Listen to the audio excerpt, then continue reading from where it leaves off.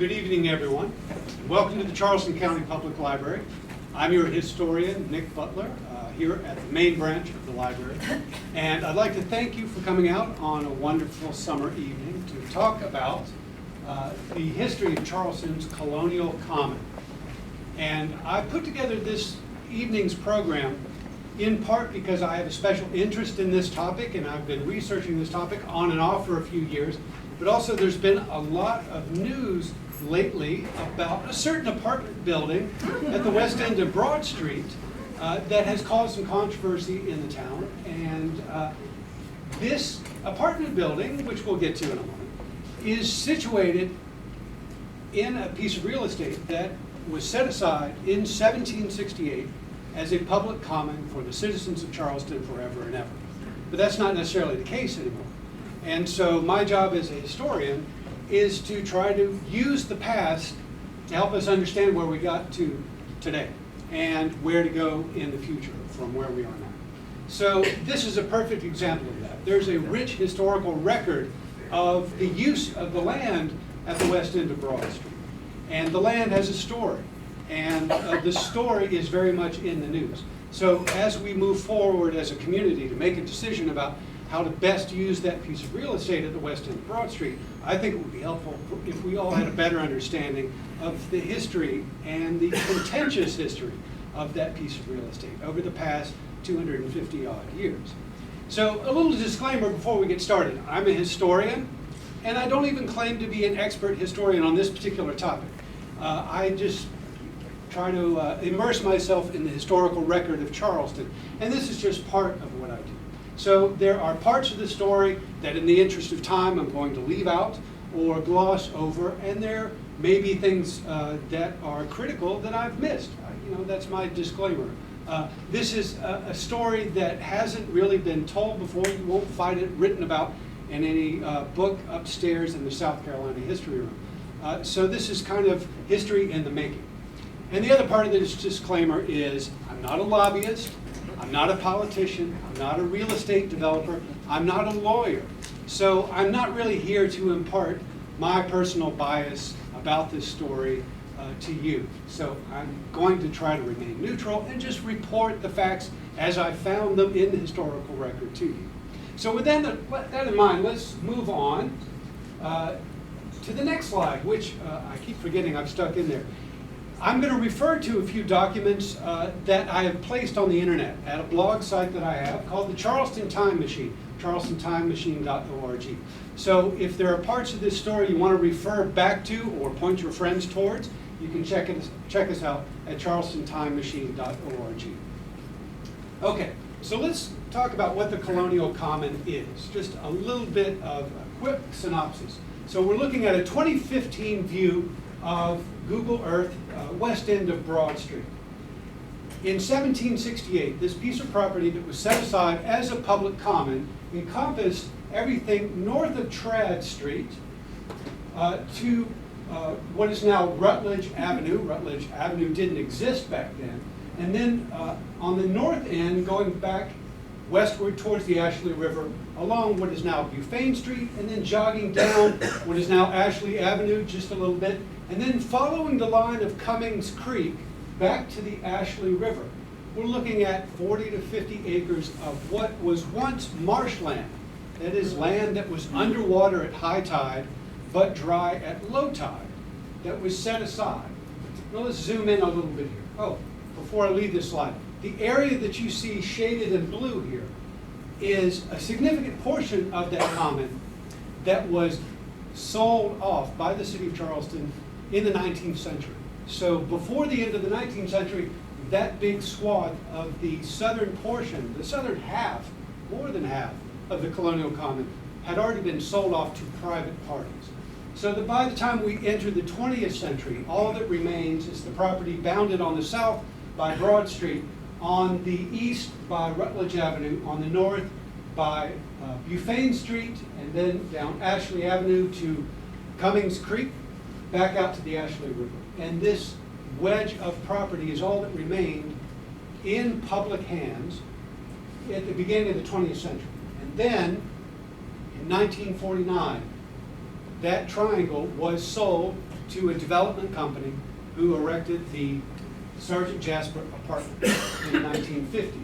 And so all that remains of that once very large colonial common is the portion of the property that you see on the right side of the screen, Colonial Lake and the William Moultrie Playground. So how did this happen? Well, let's go way back. In fact, let's go back about 343 years before the erection of the Sergeant Jasper apartment buildings. And this is an image, online image from the Post and Courier newspaper. So the Sergeant Jasper apartment buildings, as you all know, stands heads and shoulders above the neighboring community. And how did this strange phenomenon come to be? So go back 343 years, approximately, to the original town plan for what became Charlestown, which was laid out with streets on a grid pattern about the year 1672. It may have been done in the summer of 1672 or shortly thereafter. And if we look at this plan, the Cooper River is at the bottom of the screen, the Ashley River at the top of the screen and over to the top left corner. And in the center of the screen is Broad Street. And at the west end of Broad Street, at the center top of the screen, I want to zoom in on that particular area and talk about that in a little bit more detail. To orient you, now think about this, 343 years ago when this was laid out, they had in mind streets, and some of those streets are still there, as a matter of fact. For example, Broad Street, we're looking at the west end where it meets with the low water mark of the Ashley River, and there's Mezquite, now called Logan Street, where the Robert Mills Manor housing development is.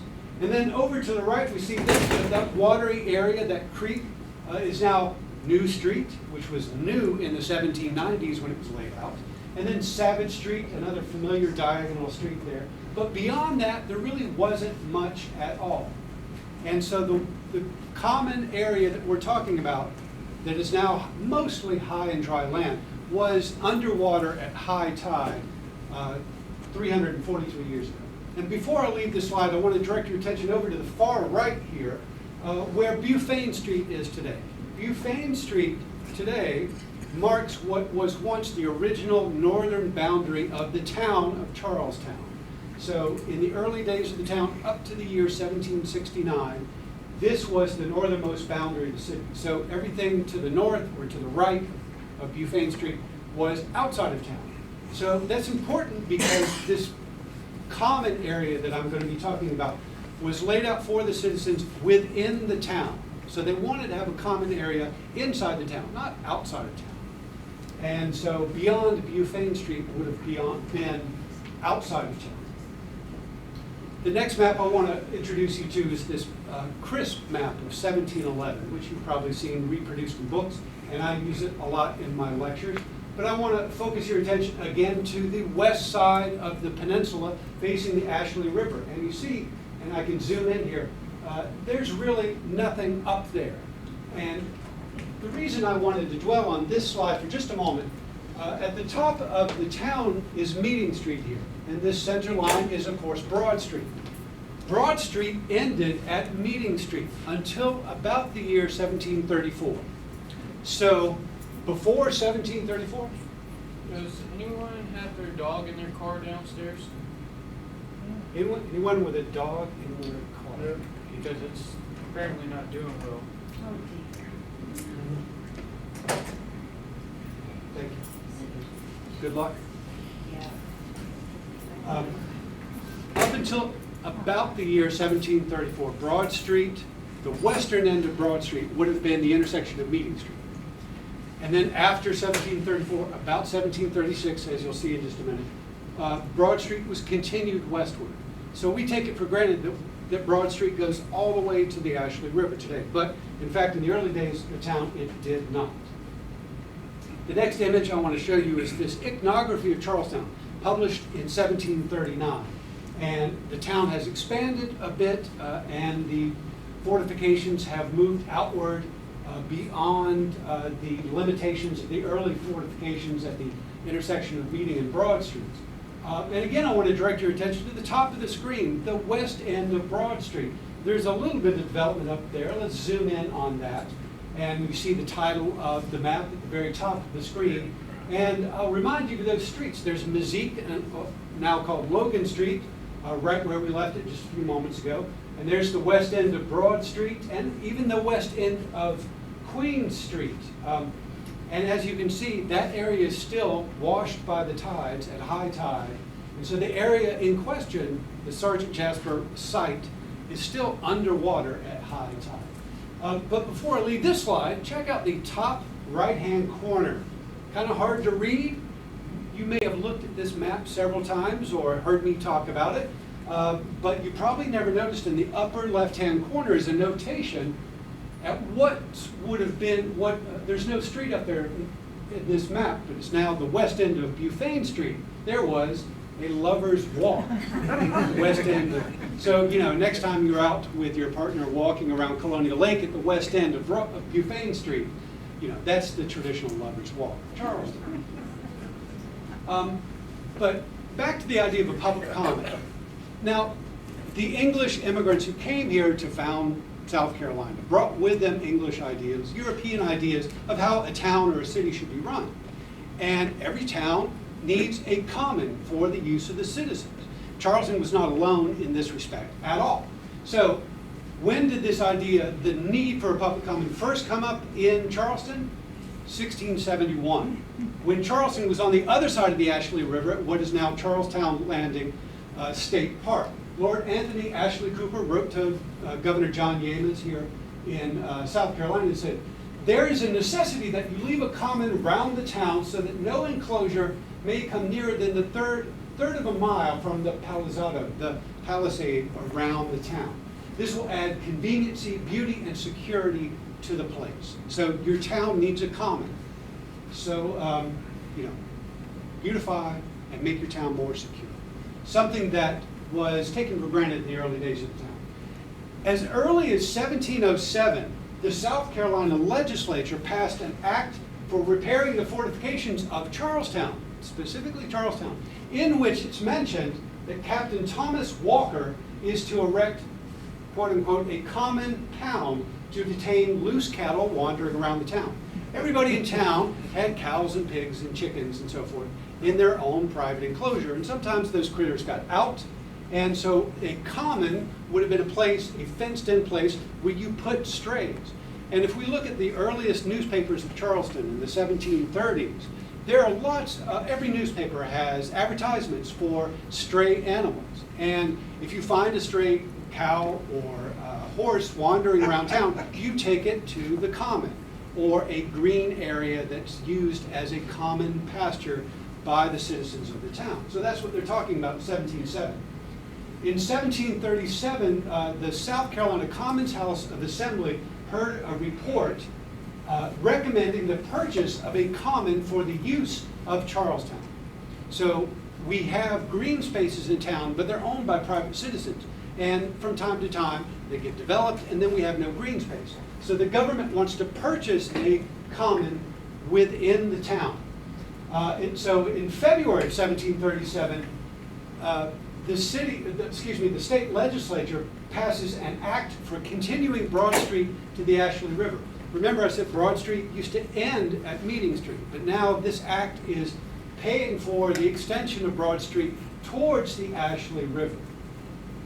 And in that act of 1737, it says that they're appointing commissioners to do this and to cut a channel through the middle of Broad Street, capable of receiving boats, canoes, petty-augers, and other vessels, and raise causeways, and banks on both sides of that canal.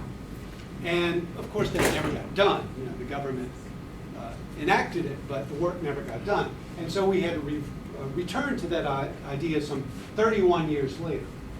But the need still continued for a public common. In January of 1740, South Carolina Commons House of Assembly recommended purchasing a common for the use of the freeholders of Charlestown. And in May of 1740, the Commons House says they've completed a bill for purchasing a common, using tax money to purchase a common within the town. And then December 1741, more than a year later, the Commons House asks the upper house of assembly, what have you done with that bill? You've been sitting on it for more than a year. And the upper house of assembly replies a few days later that the heirs of William Watson have filed a caveat against the land of the proposed common. So I'm not sure where that is, but it's within the limits of the town, so south of Bufane Street. The legislature had picked a location for a common, but it was a privately owned spot. And the heirs of William Watson, one of the early settlers in Charleston, took umbrage with that desire to purchase that for common. And so that killed the idea. It's the end of the proposed common in the 1740s. So it wasn't until the 1760s that we actually got a common for the use of Charleston. An act was passed by the legislature, an act to appoint and authorize commissioners to cut a canal from the upper end of Broad Street into the Ashley River, just like was authorized in 1737, and to reserve the vacant marsh on either side of the said canal for the use of a common for Charlestown. And I put the full text of this act on the Charleston Time Machine blog site just the other day. So if you're interested in the long text of that, you can go upstairs to the South Carolina room and read it, or you can find it online at charlestontimemachine.org. So this act was ratified on the 12th of April 1768. It was actually one of many acts, excuse me, I'm getting ahead of myself. This act was prompted by not the citizens of Charleston necessarily, but by planters west of the Ashley, up the Ashley River and on the neighboring island, who wanted to float produce down to the market in Charleston. And it was difficult to go around White Point and get into the Cooper River because of contrary winds.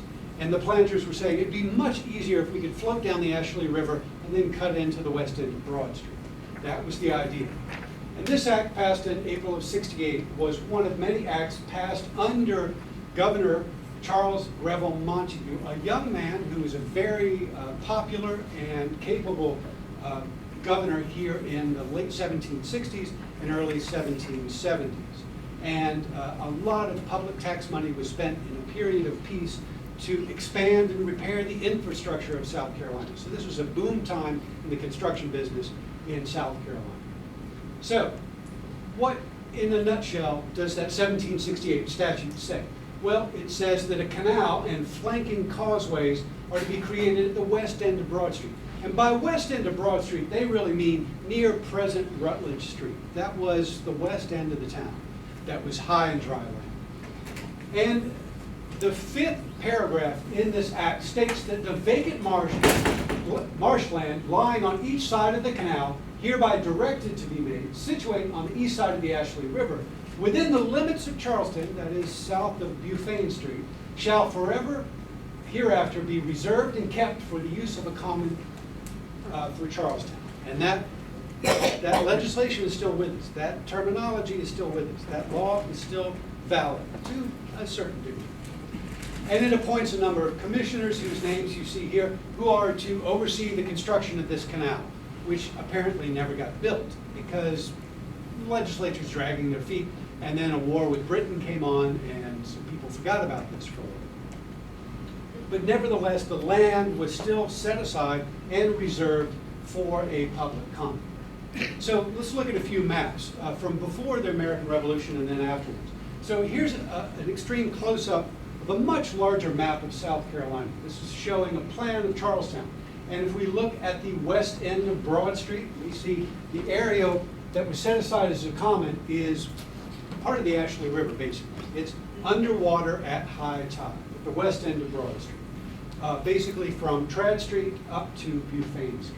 I'm confused where the canal is. The canal was basically supposed to be the western terminus of the highland at Broad Street. So the canal was supposed to extend out into the navigable channel of the Ashley River. So if you were floating down the Ashley River, you could turn into the canal and then basically sail right up to the west end of Broad Street and unload your goods to be taken into Charleston for market. Was that connected to Colonial Lake? It would have been basically where Colonial Lake is today. So west end of Broad Street being approximately Colonial or Yeah, the west end of Broad Street being approximately Rutledge Avenue, Colonial Street, that area. See this diagonal piece of water here? That's the area of Savage and New Street. And that's highland. Parts of it are highland. So just a little bit west of that. It'll make more sense with some more detailed maps. So here's a map created in 1780 by Captain Charles Blaskowitz, who came in with the British Army that captured Charleston in May of 1780. And if we zoom in at the area at the west end of Broad Street, we see there's Broad Street, and the area that I've created here is basically the area of the common. So again, New Street, Savage Street are right about here. Colonial Lake today would be right about here on the north side of Broad Street. That make sense? You had mentioned before that Colonial Lake was not the harbor. Remember that discussion before, it's not the harbor.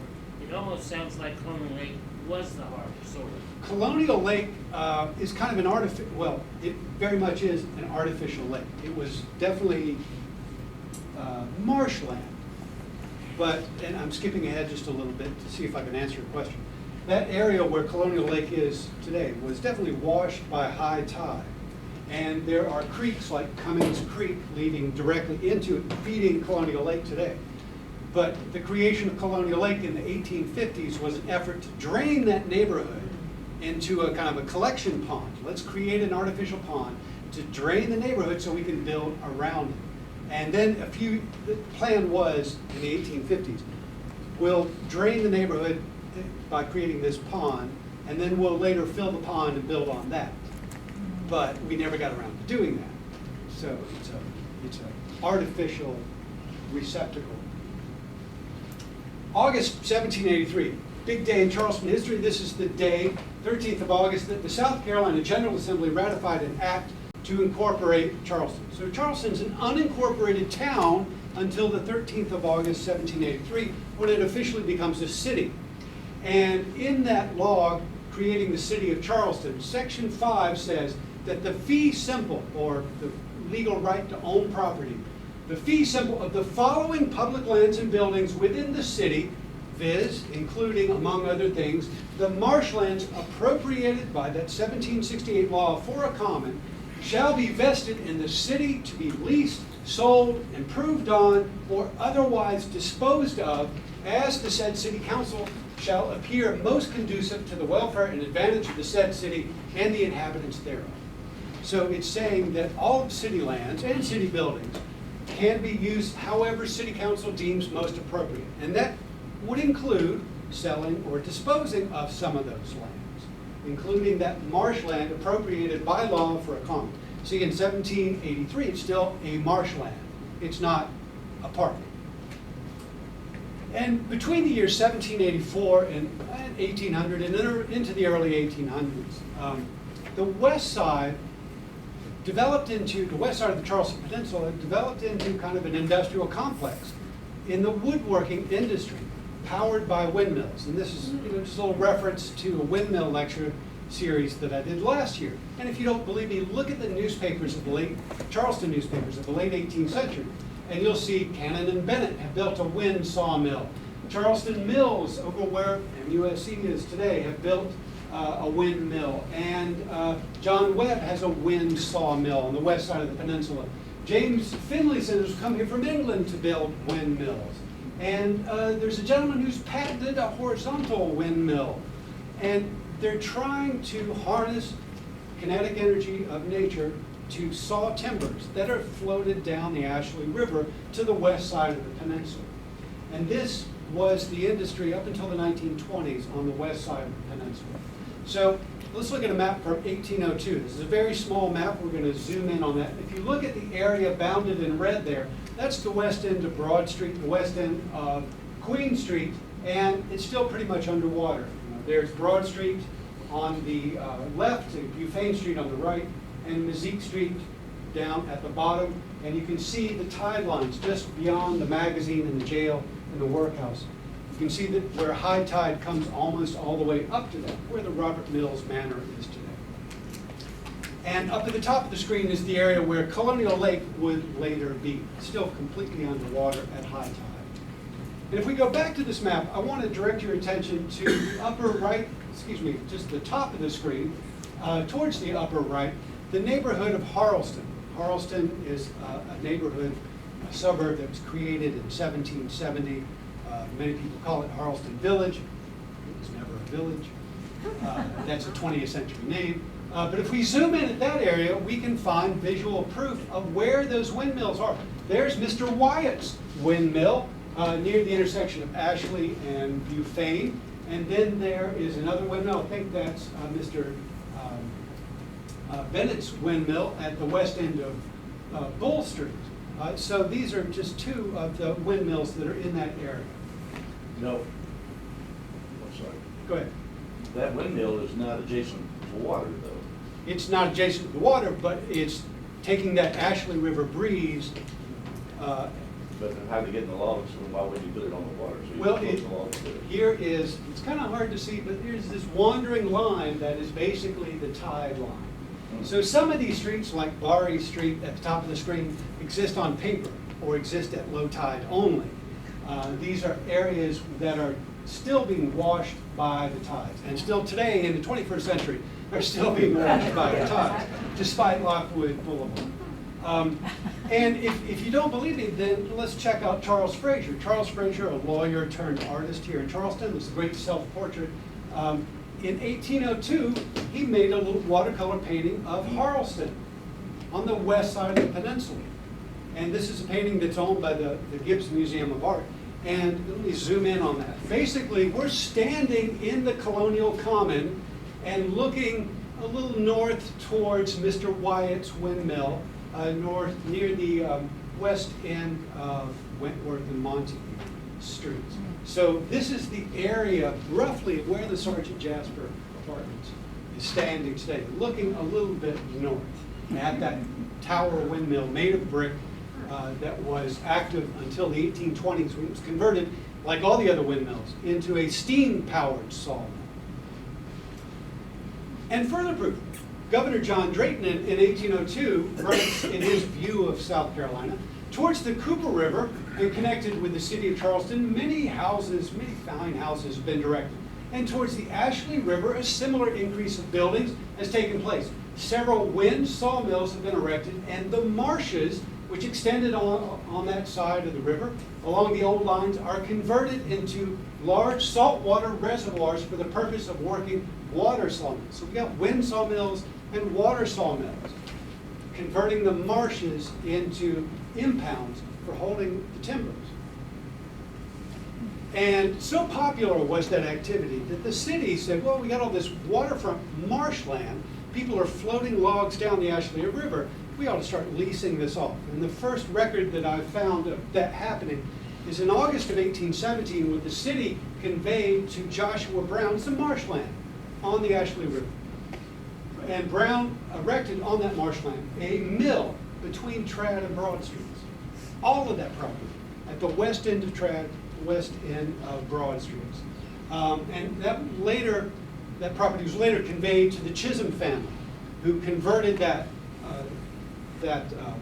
sawmill into a rice mill that became known as Chisholm's Rice Mill, which is now the U.S. Coast Guard station at the west end of Broad Street. That property was once part of the Colonial Common. It passed out of the city's hands as early as 1870. And by the way, in that conveyance, they describe it as, well, I'm getting ahead of myself. I'll let somebody else describe it in just a moment. In 1818, the commissioners of Charleston streets are reporting to City Council that the commissioners for Ward Number 2, that's the west side of the peninsula, recommend that the west end of Broad Street and Trad Street, where the filth and dirt of the city have been, for years past, been heaped up, be immediately leveled and covered with sand or earth.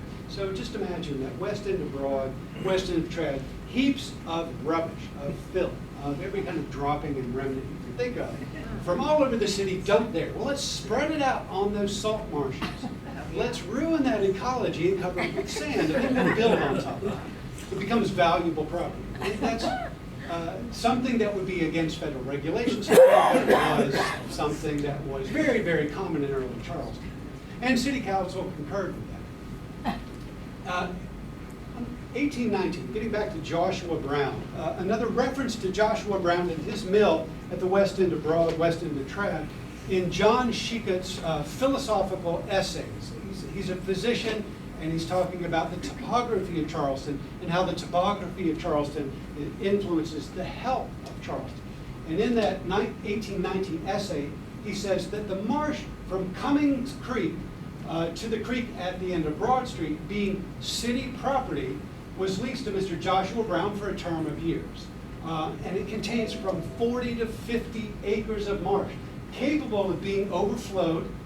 This has since been dammed in at considerable expense by Mr. Brown as a reservoir for his mills. And that was the beginning of the end of the colonial economy, really. So a huge swath of property that was, kind of wasteland, conveyed by the city to Joshua Brown, and he impounds it and spends his money on improving it, turning it into something that becomes very valuable. And the lands on the margin of this marsh have been considerably improved, he says, in 1819. Well, that was kind of the beginning of a trend.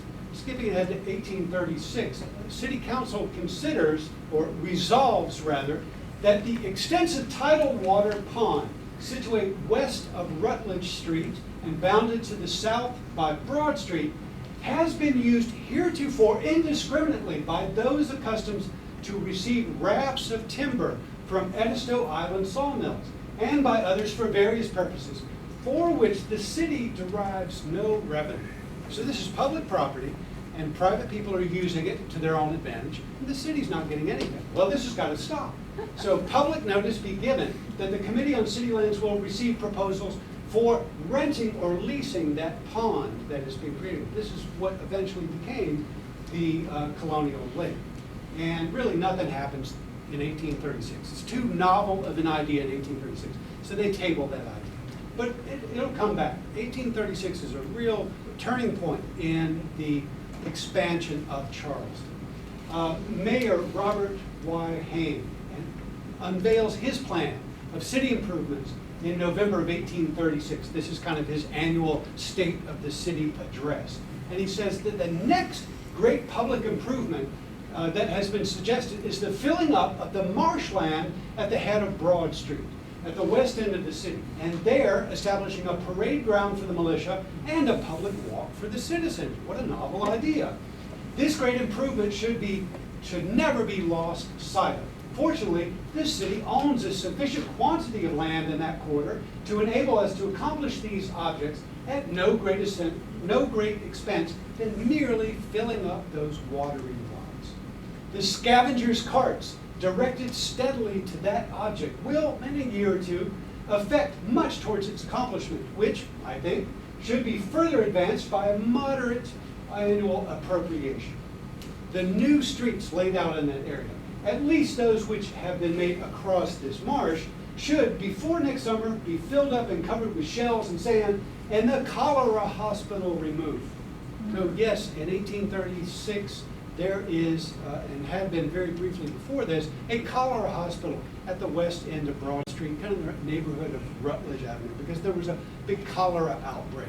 And that was something that we know very little about. But that cholera hospital was finally removed about 1838, much to the delight of the neighborhood around Rutledge Avenue. More filling in the 1830s, more evidence of filling. In 1837, City Council resolved that a committee be appointed to inquire into the propriety of continuing Bufane Street across the pond.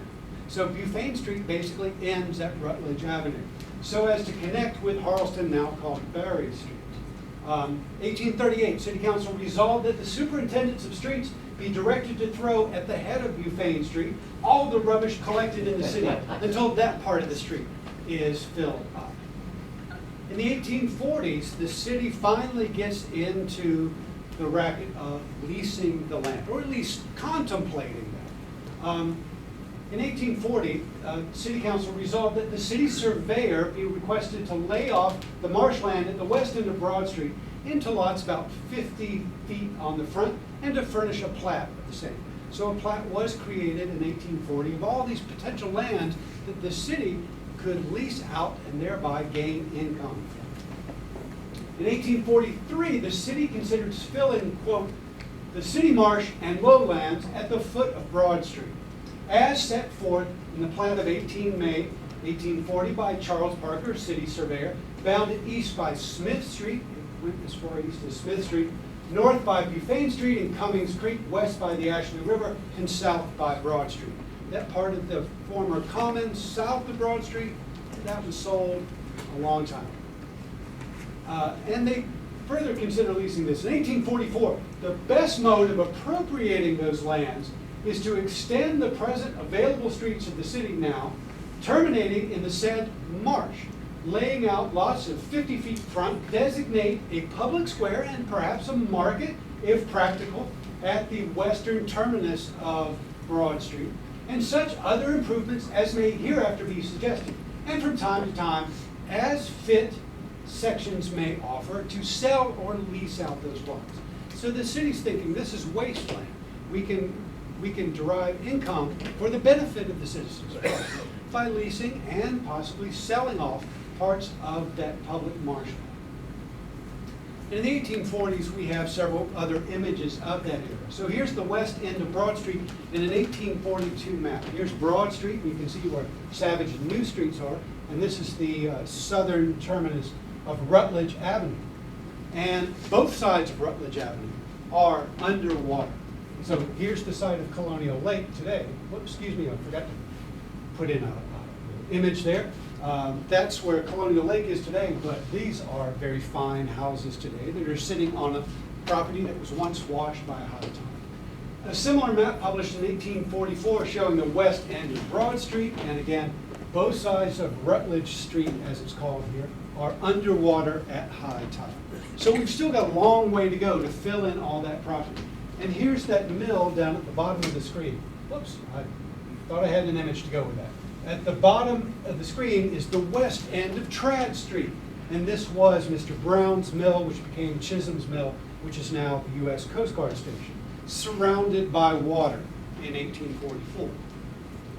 In the 1850s, the idea of defining this common land first comes to fruition. And this was what I was alluding to earlier. In 1849, in fact, newly elected Mayor Thomas Hutchison suggested adhering, this is the first time this has come up in a very long time, he suggests adhering to the 1768 plan to create a public common by developing pleasure grounds around the pond bordered by Broad, Lynch, which is now Ashley, Buffane, and Rutledge Streets. And actually in 1851 to 53, the city petitions the South Carolina General Assembly for permission to close up Cummings Creek. Cummings Creek, or at least parts of it, still flow into Colonial Lake. But if we were to close up that creek, which is something that the city's been doing for a very long time, we could then fill in much of that area and create pleasure grounds for the use of the citizens. So eventually the General Assembly did grant permission to close up Cummings Creek, and that caused all kinds of problems in the 1850s. I mentioned that on the blog site, Charleston Time Machine blog site, I mentioned in 1853, a number of citizens complained about the dumping of that area. The creek, which flowed in and flowed out, carrying much of the garbage with it, has now been stopped up, and now the garbage just sits there and creates big stink. So there was an 1853 court injunction to end the dumping of offal at the end of Broad Street in the neighborhood of the Rutledge Street Pond. In 1855, Mayor Hutchison and citizens are desiring the completion of Lynch Street. Lynch, which is now Ashley, didn't go through the area that is now Colonial Lake now. Lynch Street did not connect southward to Broad Street. So in 1855, the citizens are desiring the completion of Lynch Street and creating a trunk or a culvert in Cummings Creek, thereby defining the portion of the ground set apart as a public mall. So they're really getting closer to thinking about this area as an honest-to-goodness public mall. And that didn't really get off the ground, but what they were thinking is the effect of this work will be to substitute a perpetual sheet of water they're talking about what you and I call Colonial Lake. We're going to substitute a perpetual sheet of water, of Tidewater, helpful, refreshing, and agreeable, instead of a naked and unsightly mud flat at every ebb tide of low water, as at present. So there was a pond, where a little bit of a pond at the site where Colonial Lake now stands, but it was only there at high tide. We foresee, too, that the deposit of this water will gradually fill up till at some future time, without the inconvenience to the neighborhood and at very slight expense to the city. This common, dedicated by the provident foresight of the legislature 87 years ago to the use and enjoyment of Charlestown, may finally be completed. So the lake will in time silt up, and then we can all enjoy that area as a pleasure ground. In 1856, they actually bring in engineers, the city engineer, to create a real pond. So in 1855, the legislature approves a plan which is to create Lynch Street, cutting across Cummings Creek, and to create a pond between Ashley Avenue and Rutledge Avenue, with a trunk in Cummings Creek to control the coming and going of the tide. Yes, sir? Could you define Cummings Creek just a little bit more? Yeah, I think I've got a slide coming up in just a second. I can show you visually. Cummings Creek is the main water inlet from the Ashley River that still to this day feeds Colonial Lake. From roughly the end of King Street? From the Ashley River coming across Lockwood, kind of parallel to Broad Street, Oh, and feeding into Colonial Lake. And so in 1856, they're beginning the gradual filling of what they're calling the mall, or the pond, as it might more properly be called. And so that's the beginning of the creation of Colonial Lake. So here's an image from 1855. And Trad Street at the bottom of the screen, Bufane Street at the top of the screen. Here's the west end of Broad Street. Cummings Creek is basically filling in this area. It's a much smaller channel today, but once pretty extensive at high tide. And here's Chisholm's Mill, former Brown's Mill, which is now the U.S. Coast Guard Station. And this pond, that's all completely filled up. And here's another image from 1870, when they're actually calling this a pond between Rutledge and Lynch, which is now Ashley Avenue. So this is the work that started in 1856 as an effort to drain the neighborhood, and they were thinking this would eventually get silted up and become a pleasure ground for the use of the citizens. So that's the pond, and then just above that is the westward continuation of the common, all the way out to the channel of the Ashley River.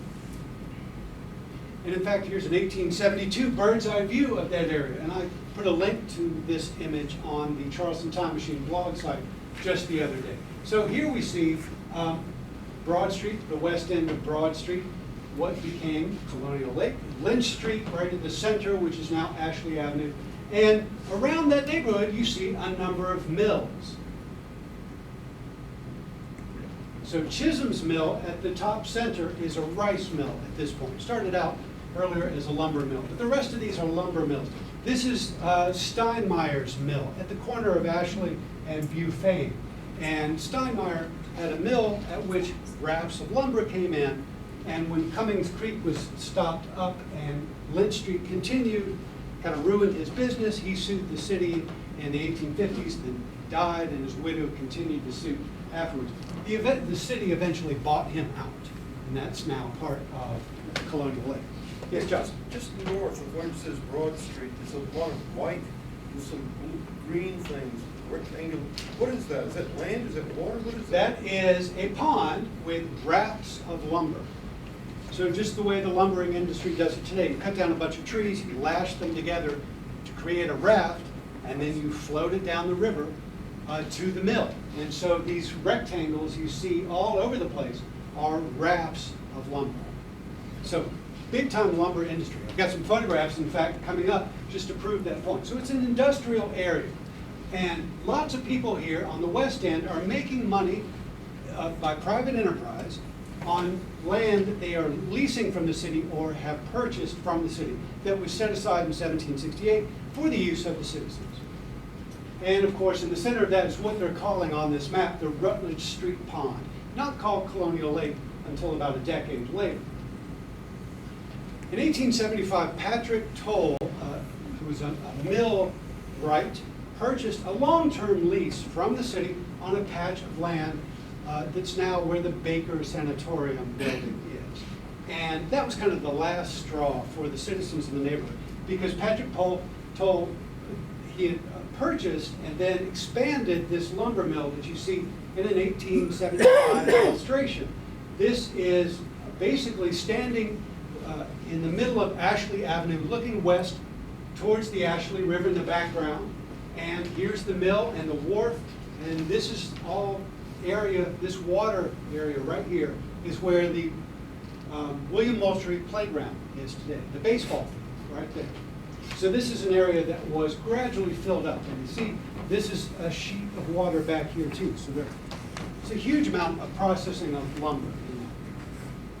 So in 1875, a number of citizens, including some very prominent citizens who happen to be on city council, sued the city of Charleston for non-compliance with that 1768 Act of the General Assembly. And this is a photograph I took of the cover of that. So an opinion was issued by the Charleston County Court of Common Pleas, and it took 6 years for this to get resolved. The suit was initiated in 1875 by the gentleman whose names you see here against City Council and Patrick Toll for taking that long-term lease from the city. So their main complaint was the failure of the city to adhere to that Act of 1768, setting this land aside for the use of the citizens of Charleston. The common that was promised in 1768 was never developed. The public lands south of Broad Street, in fact, have been completely sold off to private parties. And the public lands north of Broad Street have been leased to private parties. So the public gets no real benefit from this public land at all. So in April of 1881, the Charleston County Court of Common Pleas, actually the city of Charleston, filed its own little report on the Rutledge Street Pond because the city saw the handwriting on the wall. So they sent their surveyor to go out and investigate this area that was the subject of the lawsuit that had been dragging on for 6 years. So the city surveyor reports back to City Council. This is an area that contains 9.5 acres. That's just the Rutledge Street Pond itself. And it provides an inviting opportunity for a grand, distinctive, and most attractive public garden and lake. The city's trying to put the best face on this lawsuit. So yes, if we have to develop that land, it's an inviting opportunity. The city owns to the west a further 13 acres west of Ashley Avenue, between Bufane and Broad Streets. And it will be possible for the next generation to create here a rival to White Point Garden in the attractions of a park and lakes plural, on a grand scale covering 23 to 25 acres, fronting westward on the Ashley River at its widest point. So out of a public common set aside in 1768 as 40 to 50 acres, we've got about 23 to 25 acres left that could potentially be developed into a grand, distinctive, and most attractive public garden and lake. So on the 5th of July, there is a court settlement between the city and the Court of Common Pleas. And here's just a summary of that. The remaining parts of the original lands are to be kept forever as a public common. And the current lease to Patrick Toll is to be allowed to expire. So that long-term lease, okay, we'll let you have the long-term lease, but no more leases. The city is to appoint a board of commissioners who are going to manage this land. And the rents from the lands already under lease are going to fund all improvements in that area. Improvements, extensions, and repurchases, potential repurchases of part of this common land that the city had formerly sold off. To my knowledge, none of that land was ever repurchased. And future amendments to this agreement are not precluded. The city has the right to kind of monkey with this agreement in the future, which they did. So in response to that, on the 26th of July, 1881, the city created an ordinance which created the now, as we know it, the now Colonial Common. And this is the text of the ordinance that appears in city council minutes on the 26th of July. It was actually ratified 2 weeks later at the next meeting of city council. So this ordinance to create a Colonial Common established a board of commissioners of the Colonial Common and Ashley River embankment to consist of the mayor and 10 citizens. And the full text of this ordinance I also put online at Charleston Time Machine if you're interested in reading the full text. This board was empowered to carry out the decree of the court, the 1881 decree that we just talked about, and to administer the common forever and ever. This board is required to keep minutes, and they did keep minutes up until 1952. And in fact, the board is empowered to make bylaws for the management of the land, a code of conduct, if you will, and to hire and fire people to help them manage their land, which they did. And if you're interested in learning more about the commissioners of the Colonial Common and Ashley River embankment, we have their surviving records upstairs in our archive. And you can find out, you can download a description of those records at charlestonarchive.org/collections. So those records go from 1881, the creation of the board, up to the last meeting of those commissioners in 1952, before they quit in disgust. And we'll get to the reason for that shortly. Between the 1881 and the 1890s, there's much construction going on. And my purpose tonight is not to do a history of Colonial Lake, so I'll just very quickly go through this. The board was created, they elected the chairman, Casper Chisholm, related to the Chisholm family that developed the mill at the west end of Trad Street. They put down oyster shell sidewalks in the 1880s. They deepened and dredged the pond in 1882, put up a concrete retaining wall in 1882 to 1885, which the city is now rebuilding with your tax money. And they put in a brick culvert for the water supply, supplying the water to and from the new pond, which was essentially taking Cummings Creek and putting it into a pipe, which is still there today. Not the original brick culvert, but that's still a creek and a pipe today. They planted oak trees, they installed benches, all the things you see down there today. So by 1890, it looked like this, and everyone was justifiably proud of the progress made in this segment of the town.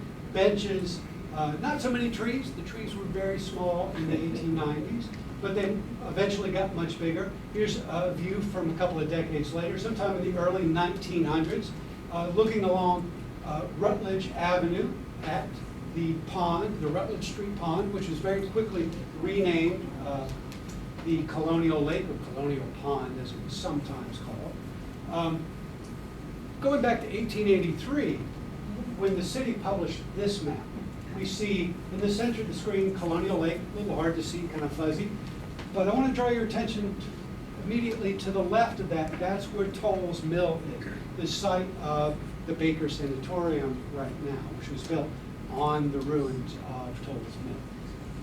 And here is Chisholm's Pond, which is the Horselot and Colonial Lake, and a couple of other streets here. The extension of Ashley and the extension of Rutledge go through that lake, which was once part of that river area where rafts of lumber were brought. Sometime in the 1890s, I'm not sure the exact date, the Toll lease was transferred to the Anderson family, and it was renamed Anderson Lumber Company, Anderson Spool and Bobbin Company. They were making wooden parts there at the site on the west side of Ashley Avenue. This is an early 20th century photograph of their operation. So this is Toll's Mill in the early 20th century, now known as Anderson Lumber Company. And as I was saying earlier, the whole west side of the peninsula was one big lumber industry. And this is a 1902 photograph, a very bad photograph, and I've enlarged it a great deal, so it's a little fuzzy. But you're in the Ashley River looking at the west end of Broad Street, the west end of Euphane, the west end of Trad. And what you're seeing are rafts of lumber being floated down the Ashley River for processing at these lumber mills, and then put on ships and sent out of Charleston. This was a big part of Charleston's early economy. So the west side of the peninsula was much more industrial than any other part of the city at that time. Look at all this lumber being processed here. That's a big part of that community's history. In February 1911, the South Carolina General Assembly passed an act to authorize City Council to sell such portions of the Colonial Common in the city of Charleston as may not be needed for the purposes of a common. So what's the story behind that? Why would the city now be wanting to sell off parts that were not needed? And I investigated this, and it turns out, not to be alarmed, the city wasn't trying to develop this area necessarily. But in 1911, the city had commenced making what they called the boulevard, which you and I now call Murray Boulevard, around the southern and southwestern part of the peninsula. And the idea was that the boulevard would eventually go up the west side of the peninsula, where Lockwood Boulevard is now. But that boulevard project ground to a halt in the 1920s. And what happened in the 1960s, Lockwood Boulevard was a later compromise. But they were thinking in 1911, well, if we want to continue the boulevard around the west side, that's going to cut across the marshlands of the Colonial Common. Well, we need to get permission from the commissioners, whereas it has been determined to reclaim certain lowlands lying along the Ashley River waterfront, but we don't have any funds to do that. Commissioners for this project, the commissioners of the Colonial Common may ask City Council to sell some of their land underwater at the west end of the Common to help defray the cost of extending Murray Boulevard through the Common area. And that was actually never done until the 1960s. So this 1911 law was really all for naught. In 1930, the city and the state did the same thing. The South Carolina General Assembly ratified an act to empower the city of Charleston with the consent and approval of the commissioners of the Colonial Common and Ashley River embankment to sell, convey, and or lease all or any part of the vacant marshlands and mudflats on the east side of the Ashley River within the city of Charleston, heretofore dedicated by the colonial government as a common for Charleston. Why do they want to do that? Well, that's kind of a mystery to me. There were private interests who wanted to develop part of this land. It never got done. Mayor Thomas Stoney kind of sat on that project, and it did not happen under his watch. But if you're interested, it's part of the 1929-1930 legislative session. We've got the text of that upstairs. But really, the text says everything that the title. The very next year, we have the creation of the first real playground. Anderson Lumber Company's mill lease expired at the end of 1929. The property was raised, and then the city went about creating a new playground, which was named in honor of General William Moultrie. And what you see here is a 1937 photograph. The playground opened in 1931. It's just a playground area. In 1937, they built tennis/skating rinks. They could be used in the wintertime for skating and summertime for tennis, the city said. And that's what you see in this photo. Those tennis courts are still there today. They've been improved, but those are the 1937 tennis courts. And this playground was supposed to be continued westward on city property as the marshlands were gradually filled. And there was supposed to be a historical marker put up to honor General Moultrie, which was never done, but that's going to be done very, very soon. It'll be dedicated later this year, but put up sometime this summer.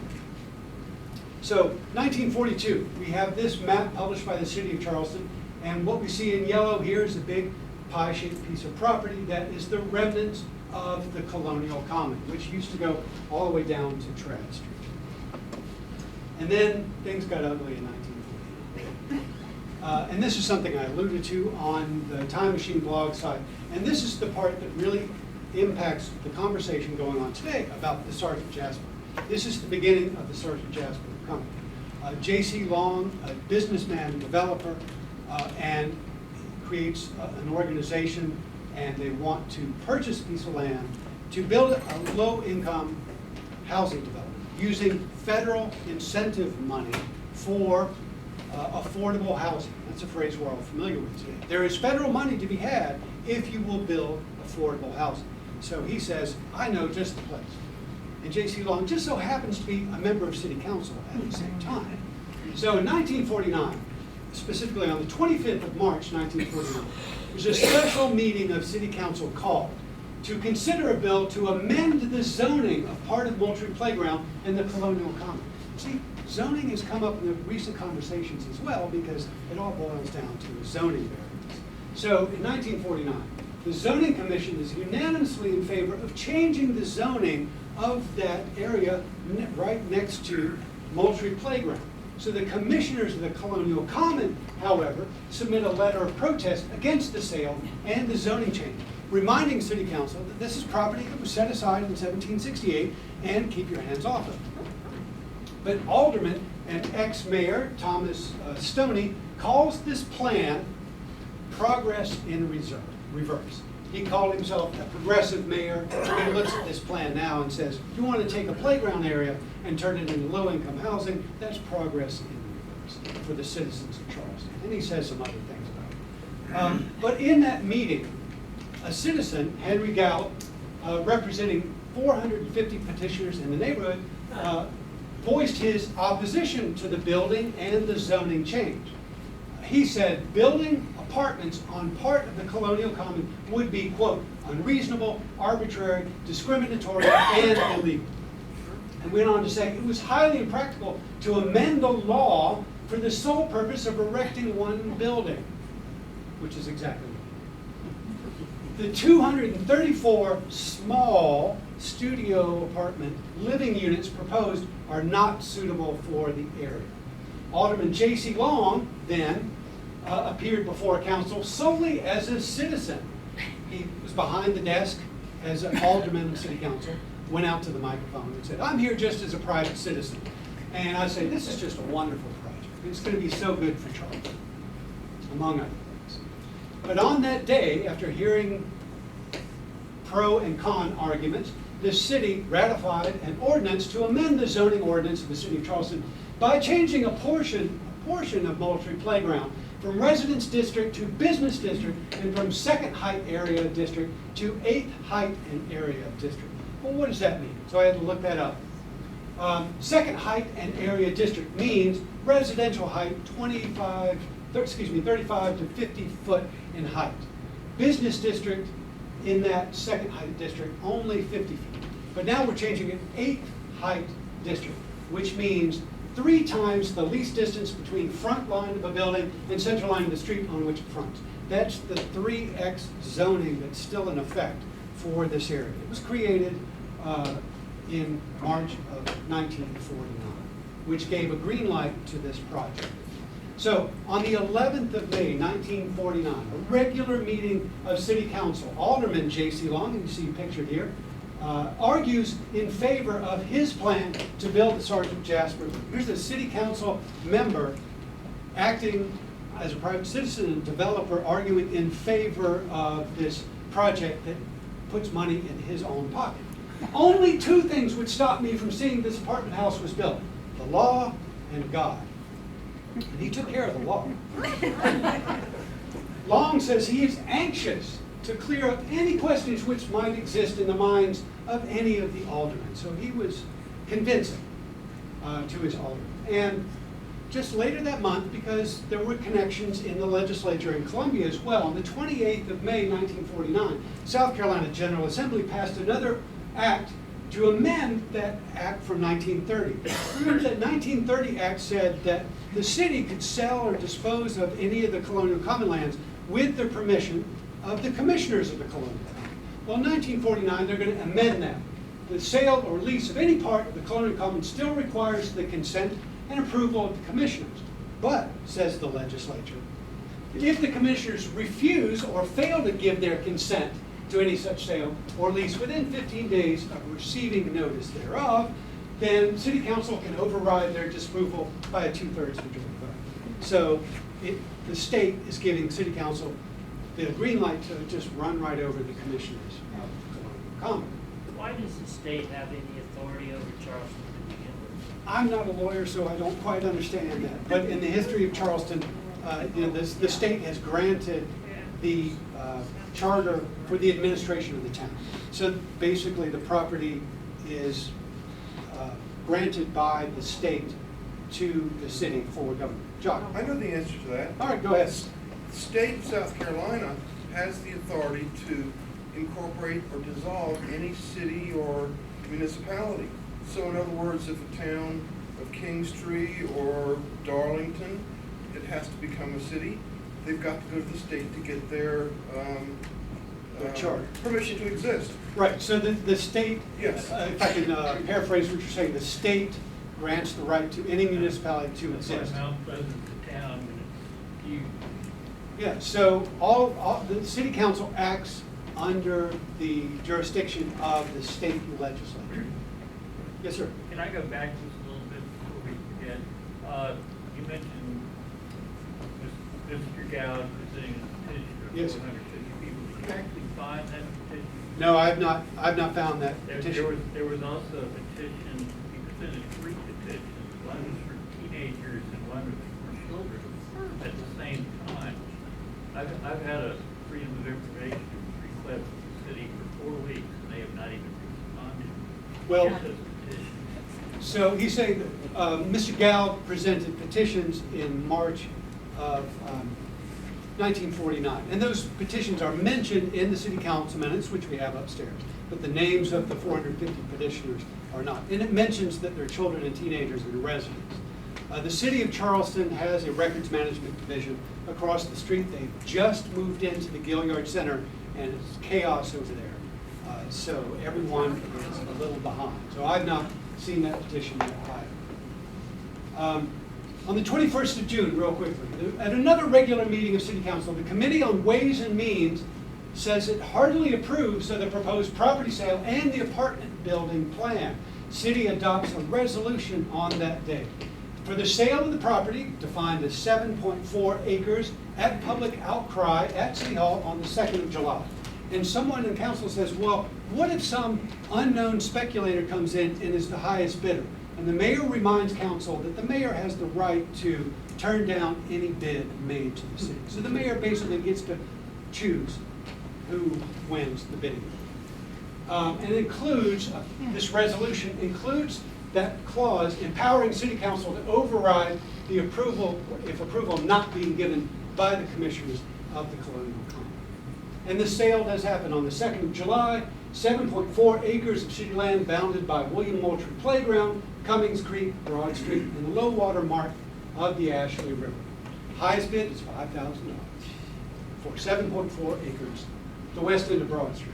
And the report of that sale, the sale wasn't actually made because it has to be approved. This report of that sale was sent to Mayor Morrison for his approval, and of course, he's in favor, he approves it. The report of that high bid is also sent to commissioners of the Colonial Common. And on the 8th of July, the commissioners meet and vote on the sale. And 7 opposed, 3, including the mayor, are in favor of it. And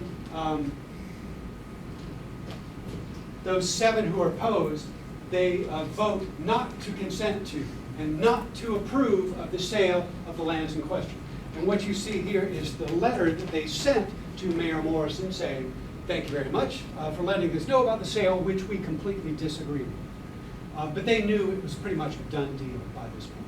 So on the 19th of July, 1949, at a regular meeting of City Council, according to prior notice, the city says it gave prior notice that comments would be welcome regarding the sale of part of the Colonial Common, and no one spoke in opposition, and several people spoke in favor, and the clerk of council read into the record the letter of disapproval from the commissioners of the Colonial Lake.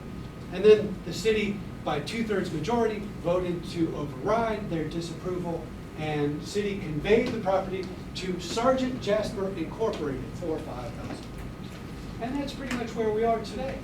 The area that you see here was at the beginning of the 20th century, all that was left of that Colonial Common set aside in 1768. So we're looking at Colonial Lake and William Moultrie Playground. The area shaded here in blue is the area sold in July of 1949. That includes the Sergeant Jasper apartment building and all the lands to the west of it, which were supposed to be, according to the terms of the sale, developed into a playground, but still haven't been done. So what we have now is the Sergeant Jasper apartment buildings, which are now vacant and slated for demolition. what is going to be replacing them is a big mystery. And I don't know the answer to that. That's above my pay grade. A But- long way above your pay. But it's been my mission to try to use the past to inform all of us here in the present, to think about where we're going in the future. And that's really the purpose of all the talks that I do as part of the Charleston Time Machine. And so we're going to be talking about this, we're going to be hearing about this and reading about this in the newspaper.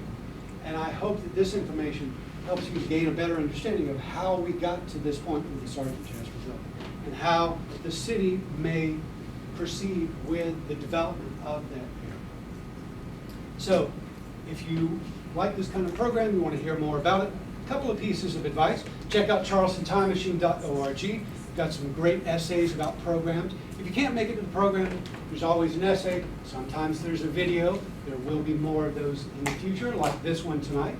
And I also invite you to my next program. Speaking of Sergeant Jasper, who was Sergeant Jasper? Enigmatic hero. I found some new information about his family in our archive upstairs, that groundbreaking new information about the Jasper family. And two opportunities to hear that. On Carolina Day at the Poe Library on Sullivan's Island at noon. If you can't make that, I'll repeat the program here at the main library on the 8th of July. And I'll be putting an essay online at the Time Machine about that. It's kind of summarizing what I found as well. And if you had friends who are out of town or unable to make it this evening, how about an encore? I'm going to repeat this program on Wednesday, August 19th in this room at 6 p.m. And for the sake of brevity, let's just call it Sergeant Jasper and the Colonial Common. But it's going to be more of the same. So if you want to recommend this program to your friends, I heartily hope you will do that. So thank you very much.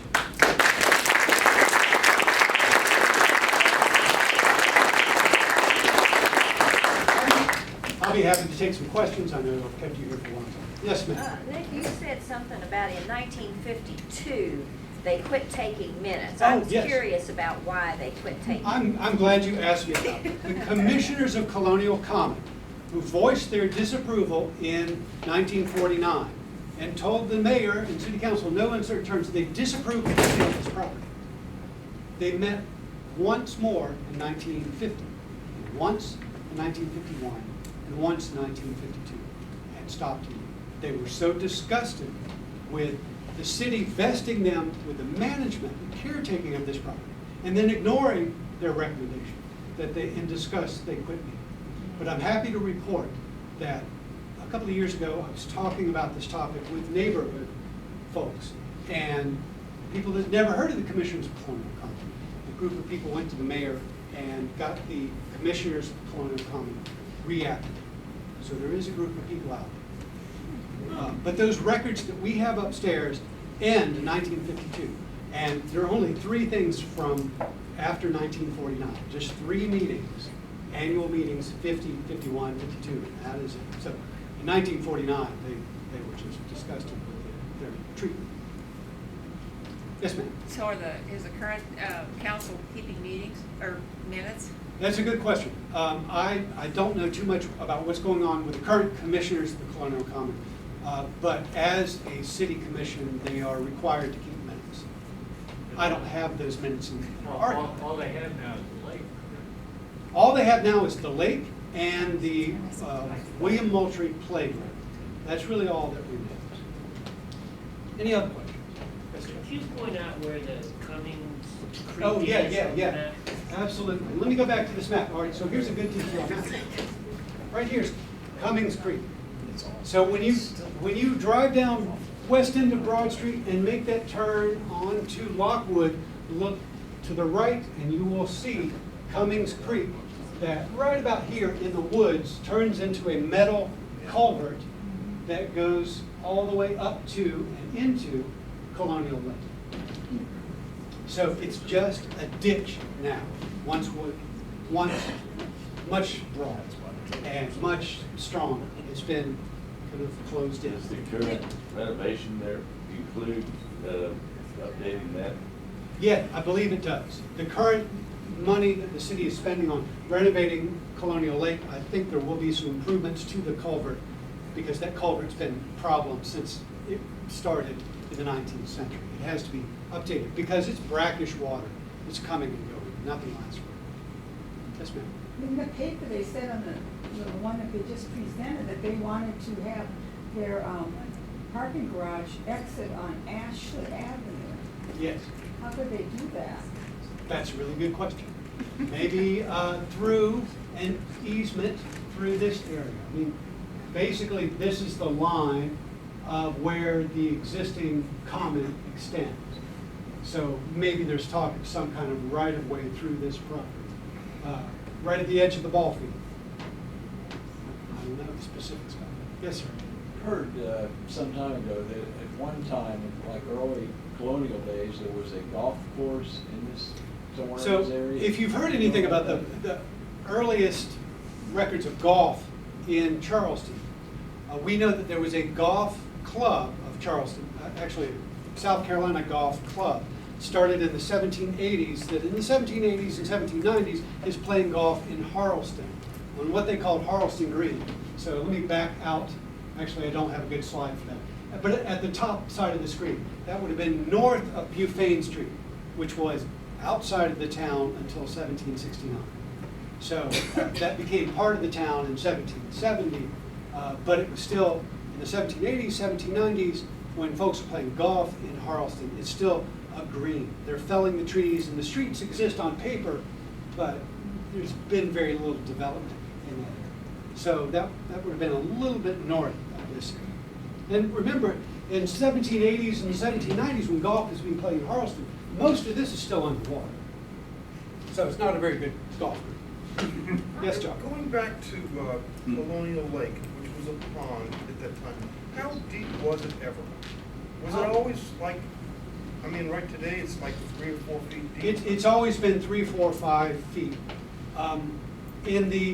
Prior to 1856, it's a pond at high tide and a mud flat at low tide. And then by extending Ashley Avenue around that thing, they're creating something that still flows with the tides, but it's basically a drainage pond. So it's only 3, 4, 5 feet deep. And I believe there's a very extensive city engineer's report from 1856 where he's out there by moonlight measuring the height of the tides and reports to city council. So there's some good details from 1856 that we have upstairs in city council now. But you know, it's 3, 4, 5 feet deep at its deepest time. So it never really was any deeper than that. Was it ever a place where people went to go fishing? Colonial Lake was absolutely a place that people went fishing up until the 1930s when the county health officer said stop doing that because the city has drains that go the west end of Broad Street, the west end of Trad Street, the west end of Bufane Street, and just those sewer drains dump out into the Ashley River and then go into Cummings Creek and come right back into Ashley, into Colonial Lake. And that was going on, that kind of return of the city sewage into Colonial Lake was going on as late as 1949. It wasn't fixed until 1949. So there's kind of recirculation of sewage. People were there fishing, the health officer saying don't eat that, don't swim there, but people did it anyway, until the 1930s, 1940s. But there are plenty of newspaper reports, and in the minutes of the commissioners of the Colonial Common, they're having voting competitions and fishing competitions, talking about the biggest fish they've caught there. But in the second half of the second half of the 20th century, really no fishing's going on, unless anybody can. They still haven't caught their son fishing. Okay, that's right. They just restarted the fishing tournaments, but apparently the recirculation of the sewage has been fixed, so that's no longer a problem. But the first half of the 20th century was very much a health problem. Yes, Steve? Nick, it just seems amazing now where almost any time there's a conflict of interest, someone is required to recuse themselves from discussions. How in the world was Mr. Long allowed to advocate for his own project in front of City Council? I don't know the full story of why J.C. Long was allowed to advocate for his own position. And he said on certain things, for example, when the city was voting whether or not to change the zoning ordinance, he said, I'm not going to vote on this, I'm going to speak as a private citizen. But it got done anyway. And the only answer that I know of why he was allowed to do that is simply because he was J.C. Long. And he had so much clout. And maybe there's something going on behind the scenes, I don't know. So did he not vote? He just participated in the discussion but then refrained from voting? I know in March of 1949, he refrained from voting specifically on the zoning change, Right. which was adopted unanimously by City Council. Anyway, the commissioners of the Colonial Common spoke against it, but City Council unanimously adopted that change, which we are still stuck with today. So it's a political game. Still is. 1952, when the commissioners of Colonial Commons sort of disbanded, all of the overseeing of that property then fell under the city because there was no other group overlooking it. And did it then go under the city Department of Parks and Recreation? Yes, yes. So this commissioner system, it was a 19th century, 18th century phenomenon that inherited from our British ancestors, that the city didn't directly manage that property. They created these commissioners, this board of commissioners, to administer the property and draw funds from the city. But after this commissioners of Colonial Common stopped meeting in 1949, then the management of that Colonial Common really fell to the Parks and Recreation departments, who just went about doing routine maintenance, but not really with the vision of the future of how to do that. And today, the Parks Department and Recreation Department both have jurisdiction over these sites, and that's something that's changing now because the commissioners are back. So the city has to work with them. But for decades, it's been the Parks Department and the City Recreation Department managing those areas. Yes, ma'am. To your knowledge, does the current city council know this history? To my knowledge, most city council does not know the history of this area. A couple of years ago, I was a hired consultant by the Parks Conservancy of Charleston. I was hired to put together a little Colonial Lake history and present it to the Parks Department and to the mayor and members of City Council to help them understand the redevelopment project they were contemplating for Colonial Lake. So Colonial Lake is now getting refurbished, money is being spent, but that process started several years ago. And I was asked to come in and talk to members of City Council and Mayor and the Parks Department to help them understand the history of that before they embarked on spending that money. So there are a few people in the city government who know that, but most people in Charleston don't know this story. And I think this is a perfect example of how in Charleston we really need to be more in touch with our own history. And there's a lot of it that you're not going to find in history books you pull off the shelf. We need to be in touch with our own history, understand how we got into this mess, and to figure out a solution for the future. And that's really the purpose of my Charleston time machine, to take parts of the past that maybe we ought to know more about and bring them to public light. And I just have fun sharing this stuff with people, and I really hope that I'm contributing something to the conversation. And I'm going to let you go because you've been very patient. Thank you.